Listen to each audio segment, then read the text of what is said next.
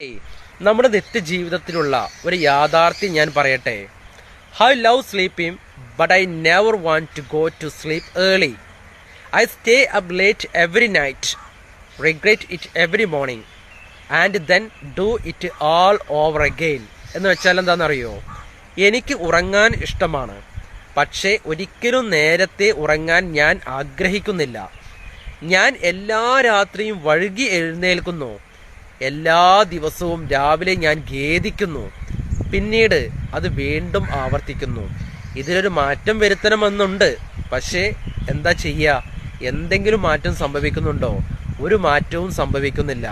ഒന്നുകൂടെ പറഞ്ഞാലോ, എനിക്ക് ഉറങ്ങാൻ ഇഷ്ടമാണ്, പക്ഷേ ഒരിക്കലും നേരത്തെ ഉറങ്ങാൻ ഞാൻ ആഗ്രഹിക്കുന്നില്ല. ഞാൻ എല്ലാ രാത്രിയും വഴുകി എഴുന്നേൽക്കുന്നു. എല്ലാ ദിവസവും രാവിലെ ഞാൻ ഖേദിക്കുന്നു. എന്നും ഇതന്നെയാണല്ലോ ചെയ്തുകൊണ്ടിരിക്കുന്നത്, എന്നും ഇത് തന്നെയാണല്ലോ ഞാൻ ആവർത്തിച്ചു കൊണ്ടിരിക്കുന്നത് എന്നത് ഓർത്ത് ഖേദിക്കുന്നു. പിന്നീട് അത് വീണ്ടും ആവർത്തിക്കുന്നു, മാറ്റം വരുത്തുന്നില്ല.